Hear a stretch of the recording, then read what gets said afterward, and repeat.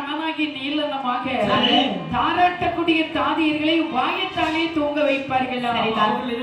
தாதியர்கள் நினைப்பார்கள் குழந்தைகள் தூங்கிவிட்டார் என்று சொல்லி நம்முடைய இடத்துக்கு போகலாம். ஆமா, அப்படி தாதிகள் சென்று விட சரி இங்கு இருக்கும் பொழுது ஆமா மன்னவன் யோசிக்கின்றார். நமக்கு 2 குழந்தைகள் பிறந்திருக்கின்றது. குழந்தையுடைய எதிர்காலம் எப்படி இருக்கும்? ஜாதகத்தை கணிக்கணும். ஆமா, அப்படி என்று அரண்மனை சோதனை வரவழைத்தார். சரி வரவழைத்து சரி குழந்தை பிறந்த பலாபலனை பார்க்க சொல்லுகின்றார். அப்போ சோதனை எப்படி சொல்லுகின்றார்? பாலாலை பரல்களிகை பலகையின் மேல் பரப்பி வைத்து சரி அந்த ராசிகளை பார்த்து சொல்லுகின்றார். எப்படி சொல்லுகிறார்? தெளிந்திருந்து செம்பியன் முன் சென்று நின்று சோதனையும் ஜோதிரியும் ஒளித்தனே சாஸ்திரத்தை முன்னோலில் முறைப்படியே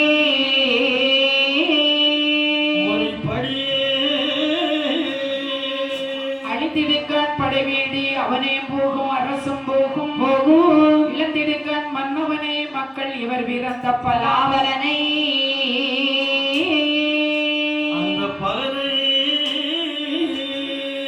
என்ன பலன் கட்டுரைத்தாய் எல்வெறியே சூதிரிசி நோயின் சாஸ்திரத்தை முறைப்படியே சொன்னதெல்லாம்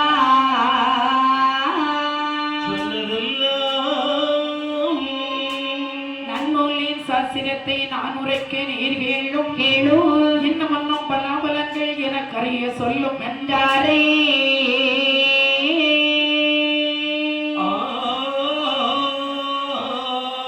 மன்னவன் தானமன்றி தவமளியும் சனிகுதையில் பிறந்தவில்லை வாணிபமன்றி களவு செய்து வதைப்படுவதும் களவானி ஈனமன்றி இவர் இருக்கையில் இந்த ராட்சியம் எல்லாம் முடியும் முடியும் ஆனரகண்டே உரைத்தேன் அரசை என்று அடிதொழுதாரே.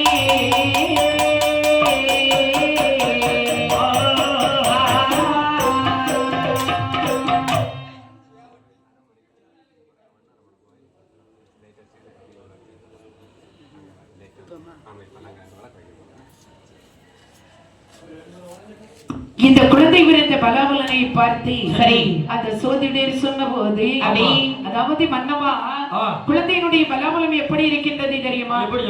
இந்த குழந்தைகள் இந்த நாட்டிலே இருந்தார்களே என்று சொன்னால் உங்களுடைய நாடு அழியும், சுத்த சுகமெல்லாம் பறிபோகும். இந்த குழந்தைகளுக்கு படிப்பு வராது, கல்வி செல்வம் வராது. சரிதான். அதாவது இவர்கள் களவு செய்தே வதை கொடுவதற்கு ஒரு பலன் இருக்கிறது. ஆகையினாலே என்ன மன்னவா சுருக்கமாக சொன்னால் என்ன இந்த குழந்தையை தாங்கள் கொண்டு விடுவது நல்லது. சரிதான், அதான் நான் சொல்றது. சோதிடரே குழந்தையினுடைய பலபலத்தை பார்த்துதான் சொல்ல சொன்னது. குழந்தையை கொல்லுறதும் அதை வளர்க்கிறதும் அதை நாங்களே பார்த்து கொள்ளலாம். அப்படியே ஆகட்டும். நாதரடி இதுவானால் அம்மாள் அவர் என்ன இருக்கிறது என்று சொல்லி வேதம் விதித்த விதிப்படி நடக்க வேண்டும் என்று சொல்லி போதனை நிதி கொடுத்து அனுப்புகின்றார். சரிதான். சோதிடல் போன போது இந்த குழந்தைகளை பண்புகளை வளர்த்து வந்தான் என்ற வண்ணவனானவன். அப்போதுதான் தொட்டிலே உறங்கினாலே தாயார் இசைக்கு அம்மை அண்ணனாகிய நீலனை பார்த்து சொல்லுகின்றார். என்ன சொல்லுகிறார்? அண்ணா தொட்டிலே தூங்குவதற்கா பிறந்தோம் அண்ணா. அப்படியா? அப்படியா? அப்படியானால் நம்ம பிறந்த மகிமையை நாடறிய வேண்டாம் அண்ணா, ஊரறிய வேண்டாமா, உலகம் அறிய வேண்டாமா, எதற்கு மறுபிறவி எடுத்தோம் என்பது உலகத்துக்கே தெரியும், எல்லோருக்கும் அறிய வேண்டாம் அண்ணா.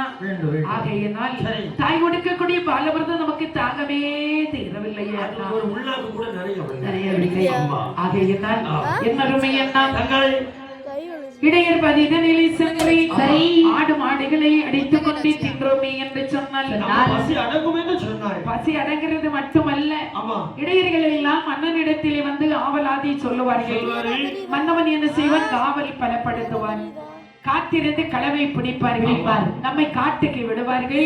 நினைத்த காரியத்தை சாதிக்கலாமே அண்ணா. நல்ல யோசனை தான். ஆமா, அப்படி என்று சொல்லி மூட்டும் நம்ம மணி வாசலனை மூட்டும் நம்ம மணி வாசலனை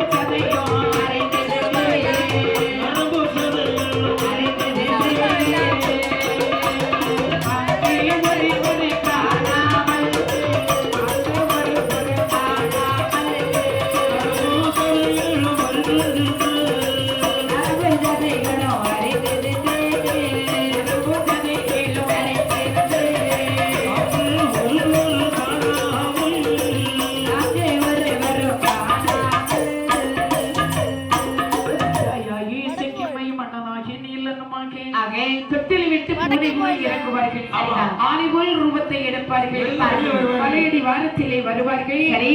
ஆடு மாடுகளை அடித்துக் கொண்டு தின்றுவிட்டு, அதாவது நரம்பு சதையும் அறிந்து தின்றுவிட்டு, யாரும் பார்க்காமல் அங்கு ஒருவரும் காணாமல் முன்படுத்த குழந்தையை போல் தொட்டிலே வந்து உறங்குவார்களா? ஆமா. இது ஒரு நாள் அல்ல, அல்லது 2 நாள் அல்ல, அல்ல. பல நாளாகவே நடந்து வருகின்றது. சரி. இப்படி பல நாளாக நடந்து வரக்கூடிய சமயத்தில் சரி.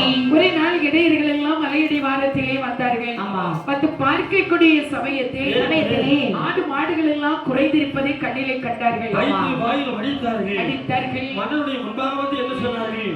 மன்னவா, என்னவா? வாழ்ந்த மனையில் இந்நாள் வரையிலும் களவு வந்ததே கிடையாதே மன்னா. ஆமாமா. என்று மாடு ஆடுலாம் அழிந்து போய்விட்டதே மன்னா. நீங்க தான் ஆவணம் செய்ய வேண்டும். சரிதான் என்று சொல்ல சரி. பார்த்தான் மன்னவனானவன். என்ன செய்கின்றான்? இதுவரையிலும் நம்ம நாட்டிலே களவு வந்ததே கிடையாது. ஆமா. இப்பொழுது